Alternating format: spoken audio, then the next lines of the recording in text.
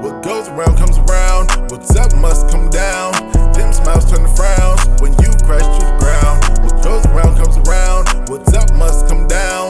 Them smiles turn to frowns. You were actually the first Bone member to go solo, and 100%. definitely, and granted, it was dope because you actually, especially because y'all implemented the sing rap and blew Mhm. all that up. I noticed when y'all went when y'all started doing your solo projects and y'all Yeah, started doing features, I yeah, noticed that most of your features weren't even with rappers. Y'all started hanging in there with other R&B singers. Like I remember you and 100%. Montel Jordan got a few joints together, dog. Yeah, So Montel. I had one with Monish, Monisha.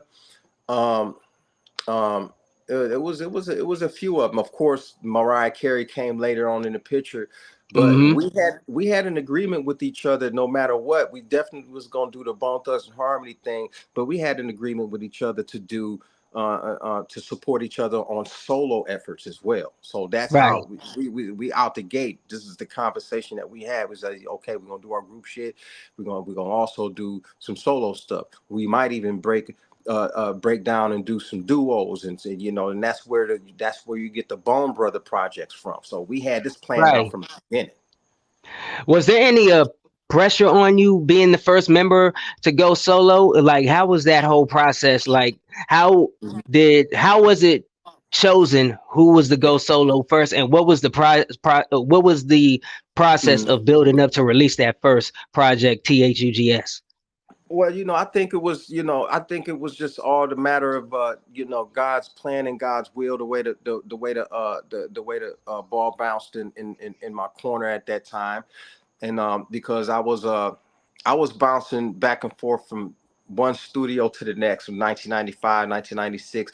I started recording the Thugs album right roughly around after the East 1990 Eternal album was done. That's when I first started recording some of the first tracks for the Thugs album, and then was actually recording the Thugs album at the same time, simultaneously, along with the Art of War 1 and 2 albums. So I was bouncing. Mm, I had in Hollywood. I had 2 studios in Hollywood that I was going from to record my solo stuff, and then I'll be there for 6 7 hours, and I'll go to the Bone studio to with to and we were just bouncing back and forth from both studios to knock out 2 birds with 1 stone and 2 projects at a time. So I was having a ball, and it was the only pressure of it was not being able to get enough features and add more songs to the collection. You dig what I'm saying?